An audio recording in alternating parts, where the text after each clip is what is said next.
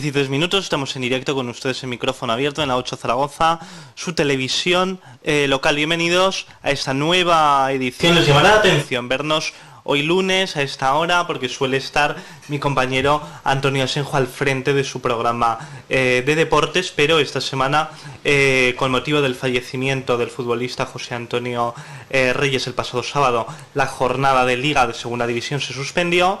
El partido que iba a jugar ese día, por lo tanto el Real Zaragoza, se ha trasladado a mañana y el programa de deportes se emitirá el miércoles por la noche coincidiendo con nuestro programa. Así que nosotros lo hemos adelantado como nos exigió la dirección del canal, y como somos muy obedientes, pues aquí estamos para hablar de nuevo de la actualidad política y también de la crónica rosa. A continuación, 5 años después de su abdicación, el rey don Juan Carlos, vamos con el comentario inicial, se retira de la vida pública de manera definitiva. A partir de hoy, cualquier acto al que asista lo hará a título personal, sin responsabilidades para la corona. Su cónyuge, la reina doña Sofía, sí continuará de momento ostentando una agenda oficial. Elocuente despedida la del monarca emérito, de forma discreta, sin declaraciones, sin celebración, sin ningún fasto, tan solo el caluroso aplauso del público que ayer asistía como él lo hizo a una corrida de toros. Se cumple un lustro de la coronación de Felipe VI y, haciendo retrospectiva, pensamos cuándo ha cambiado la vida pública española desde entonces, o quizá no tanto como podría parecernos. En 2014 se producía la irrupción de Podemos en calidad de herederos del movimiento 15M, cuyo líder perseguía saltar los cielos y terminó convertido en padre de familia numeroso y residente de un chalet en Galapagar. Líder mesiánico de una formación deshilachada e incapaz de sorpasar al PSOE. PSOE condenado al ostracismo cuando Rubalcaba daba sus últimos coletazos y la familia socialista se avenía a celebrar primarias entre el susanista Sánchez y el rubalcabista Madina. Poco duraría la complicidad entre la sevillana y el madrileño. Ciudadanos comenzaba a despuntar en nivel nacional, Rivera conocido como azote del separatismo en Cataluña, además del joven osado a protagonizar un cartel electoral en cueros. Hasta entonces era conocido a nivel nacional, sobre todo por eso. Venía para emular la figura de Adolfo Suárez en lo que algunos denominaban nueva transición. Intentó sustituir al Partido Popular y se quedó a las puertas. Sánchez lo mataron y resucitó, cargándose incluso al eterno Rajoy, hiperterrito ante la podredumbre que le rodeaba. En un cruento congreso los populares eligieron al discípulo de Aznar y se fulminó cualquier atisbo rajoyista. Inmersos en una crisis ideológica y de liderazgo sin precedentes, a la gaviota se le desgajó el ala derecha formando un nuevo partido, recobrando menor éxito del esperado. 5 años más tarde, de la renuncia de don Juan Carlos, las dos grandes fuerzas se mantienen como partidos de gobierno y las nuevas se consolidan como bisagra. La crisis económica no acabó ahogándonos y el Estado resistió los vientos de descrédito generalizado. Al final, como cantaba Julio Iglesias, la vida sigue igual. Bienvenida, Marisa Roda. Muchas gracias por la invitación. Sergio Rupérez. ¿Qué tal? Buenas noches. Y por cierto, felicidades por el editorial, porque es que ha sido una gran historia la que has contado. Sí, has hecho un repaso, la verdad es que encima con mucha comicidad, sí. Está muy bien. Muchas gracias. Bien, vamos con lo primero, tema de pactos de gobierno. Vamos con DGA primero, porque las negociaciones para posibilitar la gobernabilidad en Aragón todavía no se han celebrado, y a juicio de las declaraciones de los líderes políticos de las distintas formaciones tardarán tiempo en cerrarse. El candidato de Ciudadanos a la DGA, Daniel Pérez Calvo, reconocía el pasado día 1 en una entrevista concedida a Heraldo su preferencia por un pacto de centro-derecha con PAR y PP, sin descartar el respaldo de Vox. Sin negar mantener conversaciones con el presidente en funciones, Javier Lamans, y condicionaba cualquier acuerdo con los socialistas a que éste hiciera un rechazo explícito de la política adoptada por el jefe del Ejecutivo, Pedro Sánchez. Luis María Beamonte, candidato del Partido Popular, pide priorizar las coincidencias programáticas sobre los sillones cuando es preguntado acerca de la exigencia de Ciudadanos de atesorar la presidencia a pesar de ser la tercera fuerza en votos y escaños, y se muestra abierto a dialogar con Vox dentro del marco constitucional y estatutario. Arturo Aliaga, del PAR, aboga por un gobierno entre socialistas y naranjas y defiende un cordón sanitario a los nacional a los nacionalistas, a los ultranacionalistas, por ser centralista y trasvasista. En el Consejo Ciudadano de Podemos Aragón el pasado sábado su secretario general, Nacho Escartín, exigía a Lambán explorar un gobierno de izquierdas con la abstención del PAR. El presidente de Chunta, José Luis Soro, por un ejecutivo PSOE, Podemos, PAR e Izquierda Unida, y el coordinador de esta formación, Álvaro Sanz, ve con buenos ojos dicha fórmula. Por su parte, el secretario general del PSOE Aragón, Javier Lambán, tiende la mano a todas las formaciones, salvo a Vox. Es decir, no hemos avanzado nada con respecto al pasado miércoles que estuvimos analizando el resultado de las elecciones autonómicas. Bueno, yo creo que el mayor cambio que se ha producido desde el miércoles ha sido el posicionamiento de Arturo Aliaga. Creo que el miércoles pasado todavía no había dado este paso y esta sorpresa a todos sus votantes, entre los que no me encuentro. Bueno, en programas anteriores sí que es verdad que hablábamos de si el Partido Popular iba a sucumbir a Ciudadanos y Ciudadanos iba a poder finalmente en Aragón superar al Partido Popular. No ha sido así, el Partido Popular ha mantenido los resultados. Era algo bastante esperable porque sí que es cierto que, como ya comentábamos, como digo anteriormente, no son iguales unas elecciones generales que unas autonómicas o unas municipales, y la estructura territorial y política que tiene el Partido Popular es verdad que es muchísimo más extensa que la de Ciudadanos, y se ha comprobado que bueno, la maquinaria estaba bastante bien engrasada, aunque no han tenido un buen resultado, pero es cierto que tal y como está la situación, ¿no? Y viendo cómo Ciudadanos quería comerse directamente al Partido Popular, Beamonte puede estar contento porque sin duda han mantenido las formas, el temporal no les ha arrasado, y entonces en el sentido del PP pues pueden estar razonablemente, digo razonablemente porque contentos tampoco, pero razonablemente contentos, porque es cierto que bueno, era una de, como digo, de las cosas que había que comprobar si iban a pasar o no, y Ciudadanos no ha conseguido superarles. Eso por el lado del Partido Popular, pero ya si podemos empezar así un poco hablando de DGA, es cierto que... Se nos coneje porque luego hablaremos de una noticia de última hora, prácticamente. De acuerdo. Es cierto que bueno, si ya nos atenemos a otros partidos, Podemos no puede estar muy contento porque Podemos sin duda ha tenido un gran batacazo a nivel nacional y también se ha visto en Aragón. Nacho Escartín le han pedido la dimisión, veremos lo que hace.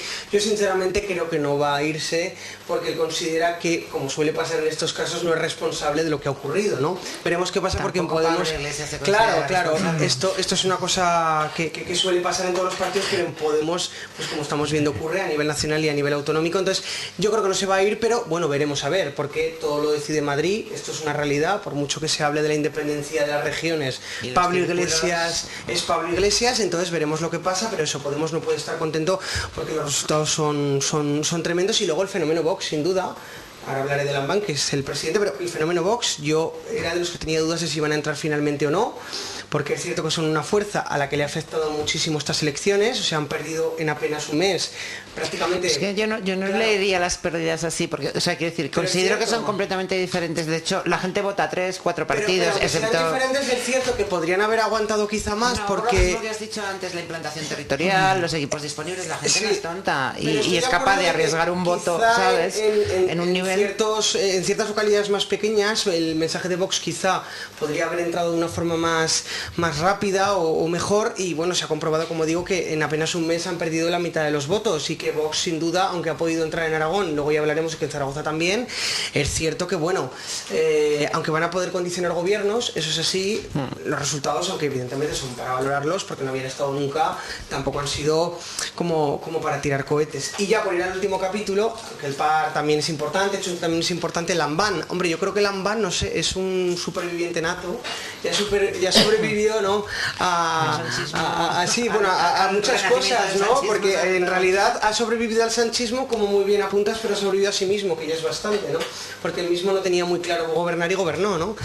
Pero ahora yo creo que, como digo, es el gran superviviente, porque posiblemente, y dado lo que ha dicho también Arturo Aliaga, ¿no? Que desde luego le apetece mucho más Lambán que sin duda Vox, porque es transvasista, y por supuesto que Podemos, pues igual, por lo último que se ha dicho en estas últimas horas, el propio Villegas, ¿no? Desde Madrid, ¿no? Comentaba que van a intentar vetar a Vox, perdón, y van a intentar favorecer al PSOE. Ahora parece que cambian otra vez de opinión, pues posiblemente por eso, al menos en Aragón, el propio Ciudadanos ha defendido bastante a Arambán en estos últimos meses, yo creo que sí que se va a dar ese gobierno. El Ayuntamiento lo dudo mucho más y ahí podremos entrar después, porque es una cosa mucho más, no sé cómo decir, mucho más matizable, pero es cierto que en Aragón yo creo que sí que, entre comillas, se va a salir con la suya, que lógicamente es lo que quiere, y va a poder gobernar, obviamente, seguramente, pues claro, con Ciudadanos, el PAR por ahí, etcétera. Pero, el PAR no hace falta, si no está hace falta Ciudadanos, pero bueno, yo creo que Lambani y Aliaga se llevan bastante bien, es una cosa que parece bastante obvia. Que hay algún pacto. Bueno, el propio Daniel Pérez Calvo es verdad que también, o sea, siempre habla muy bien, en cuanto puede le echa un cable, el que no le echa a Lambán se lo echa a él, y yo creo que sí que saldrá adelante. Además, Beamonte es cierto que es un candidato que, bueno, no se ha dejado ver demasiado, creo que no es precisamente carismático, y yo creo que igual en este sentido pues incluso al propio Ciudadanos le beneficia más a apoyar a Lambán.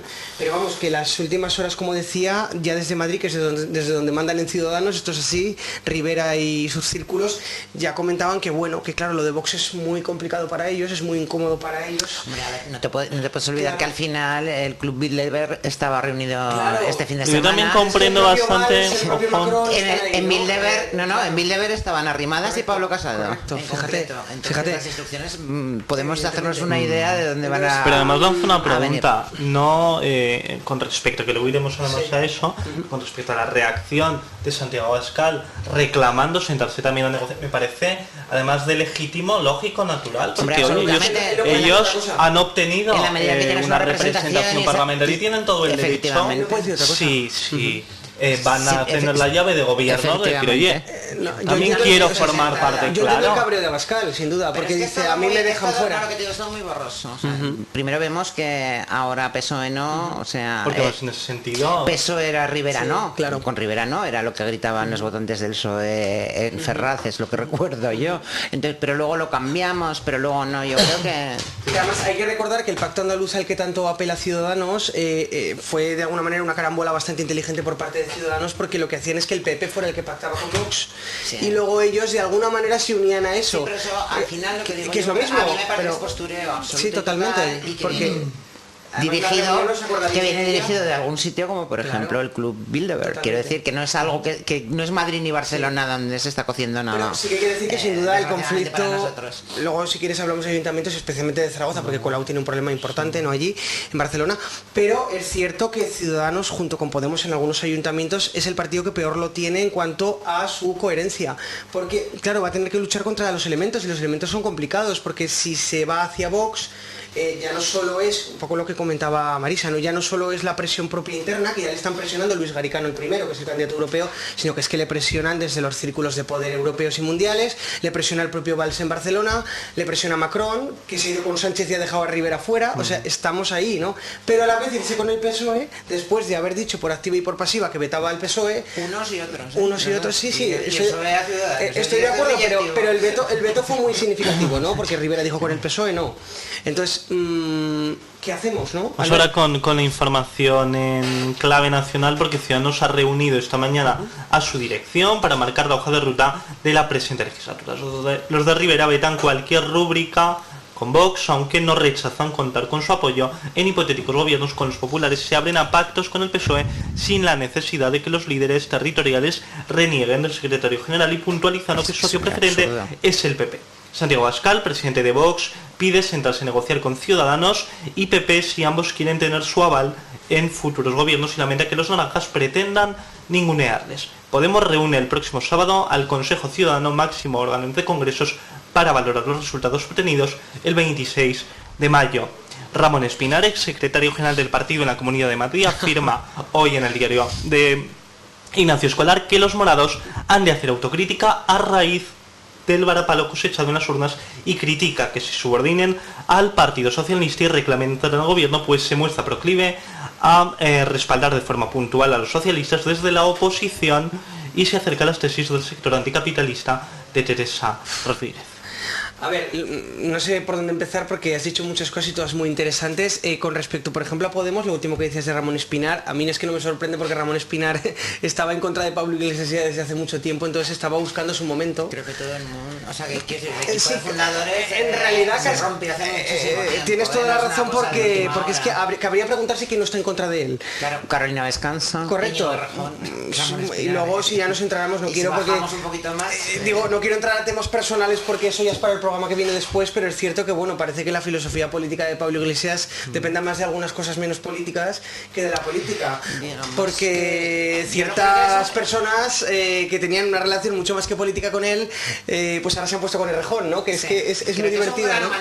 Es muy divertida la política. Yo creo que él considera que tanto su gente, su equipo, como los votantes van a responder a sus discursos sin más, pues porque está acostumbrado, me imagino, al frente a frente como profesor, a diseñar mentes de jóvenes, entonces no se puede explicar que se le revelen los suyos y que sus votantes le abandonen, no se lo puede explicar. De todos modos, Ramón Espinar, aunque digo que no es sorprendente porque ya sabíamos su posición, es verdad que es un globo sonda, quiero decir, él está en los posicionamientos ya, porque como ven que puede caer el César... Si miras las votaciones de Madrid, por ejemplo, y ves los resultados de Rajón y los de Pablo, te haces una idea de que pueden pasar cosas muy parecidas. Claro, pero están esperando a que caiga el César, ¿no? Entonces, como yo soy de los que cree, igual en esto me equivoco, que desaparecerá antes el partido que Pablo Iglesias, porque Pablo Iglesias será el que cierre el partido. Como son Rosa Díez. Claro, o sea, son partidos extremadamente personalistas. Primera persona, yo era militante de UPyD, entonces hay partidos que no pueden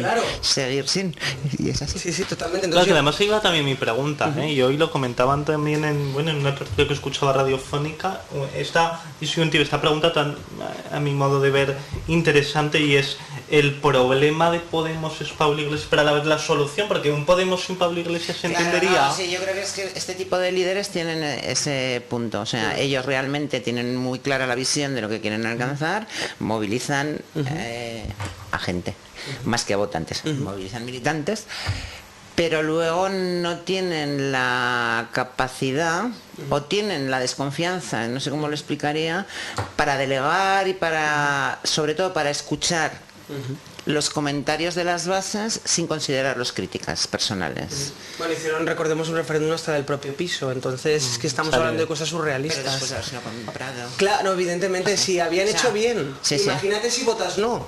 Claro. Y hubo gente que votó que no, ya sabes lo que le pasó a esa gente. Claro, con un voto no anónimo.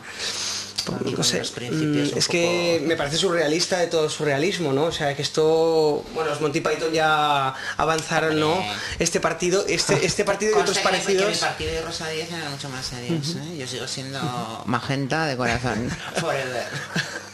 No, pero, es decir, decía los Monty Python porque es que todos nos acordamos, ¿no?, de la vida de Brian, y de verdad es que no ha inventado Pablo Iglesias nada, quiero decir, ese enfrentamiento permanente de la izquierda en el que prefiere, ¿no?, anteponer ideales partidistas, y ya no partidistas sino personalistas, que aún es peor, claro, en este caso, antes que a un país, o antes que a una comunidad autónoma, o antes que a una ciudad, pues ya sabemos cómo suele terminar siempre. Entonces yo creo que cerrará la puerta a él. En Zaragoza tenemos un ejemplo de cómo ha terminado. Bien, y Zaragoza, tenemos una noticia, podemos decir casi, de última hora, hemos conocido hace una hora y poco, según Heraldo de Aragón, y es que Violeta Barba abandona el liderazgo de Podemos en Zaragoza, abandona, bueno, iba a decir su acta, su escaño como concejal, pero todavía no había ni siquiera tomado los procesos, o sea que renuncia al acta de concejal por los malos resultados obtenidos, volverá pues a su carrera profesional como abogada. Tengo dos sensaciones. Se podría quedar, por lo tanto, como líder, todo apunta, municipal de Podemos, Fernando Ribarés, correrá la lista y entrará Amparo Bella. Tengo dos sensaciones. Por un lado, me parece triste porque creo que es una líder que podría aportar bastante, y además se había posicionado no solo como presidenta de las Cortes, sino luego ya en toda esta actividad municipal, lo que había desarrollado en la campaña. Creo que estaba demostrando una imagen bastante más positiva que la que tenía Santisteve, y además sin quemar, sin erosionar.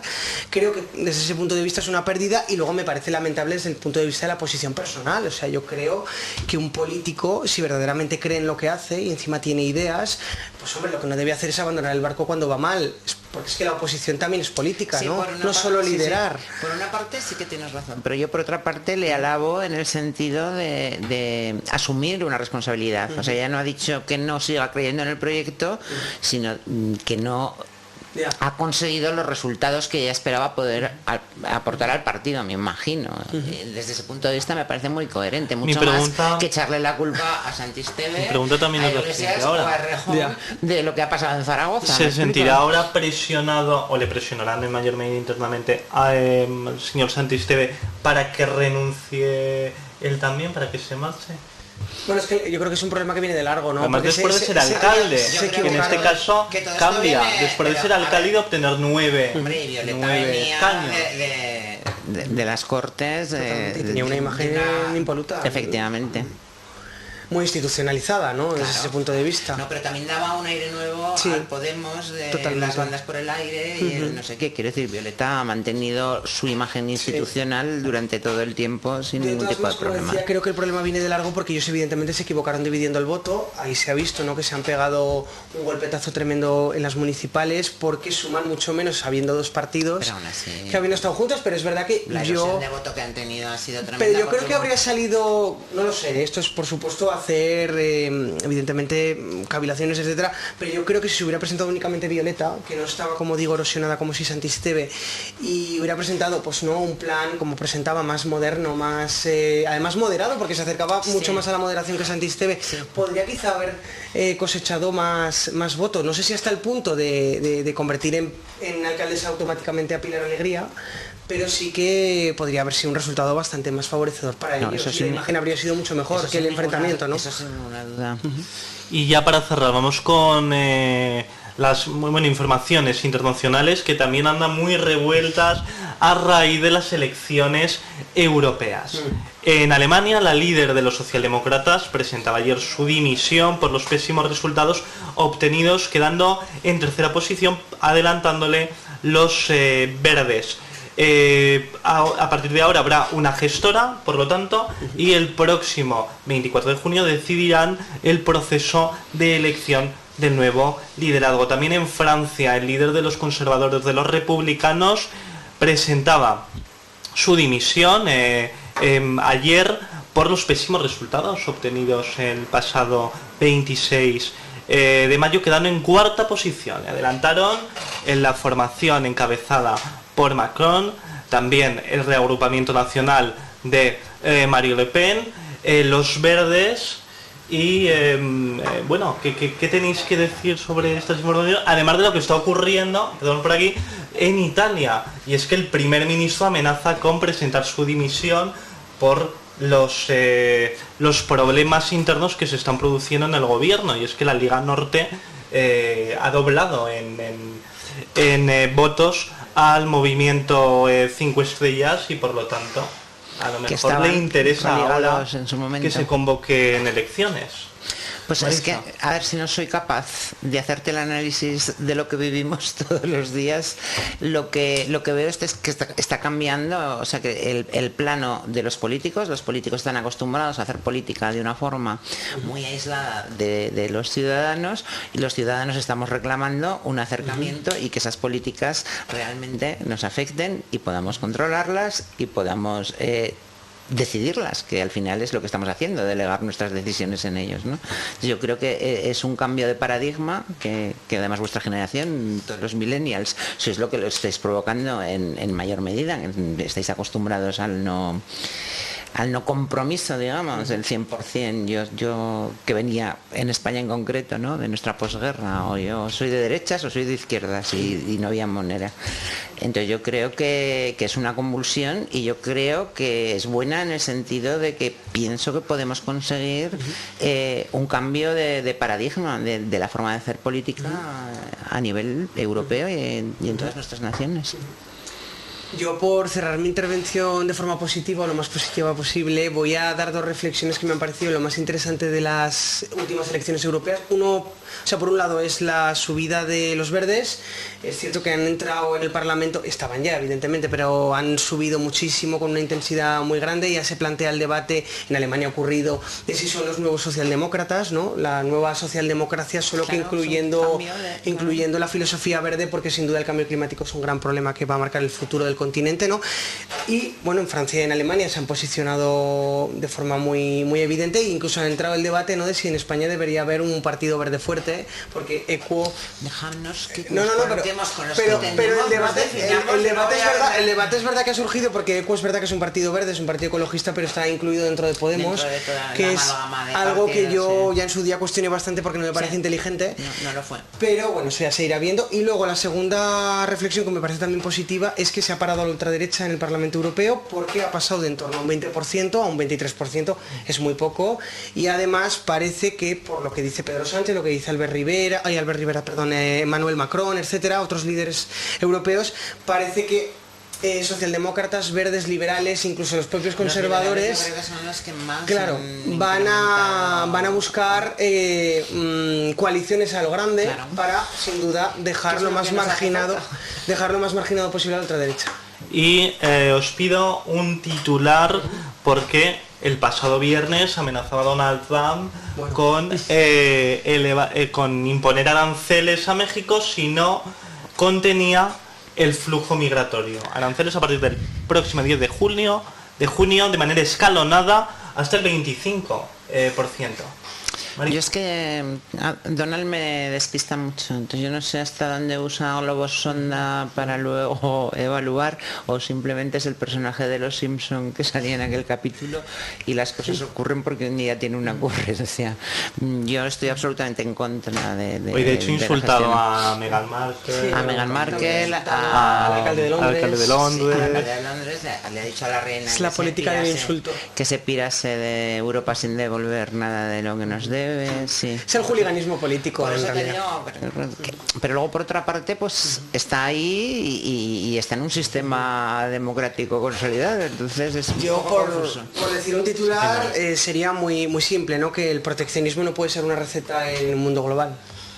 Muchas gracias, Sergio Rupérez, Marisa Rada, gracias a todos por estar ahí. Nos vamos a publicidad unos instantes y regresamos con la Crónica Rosa.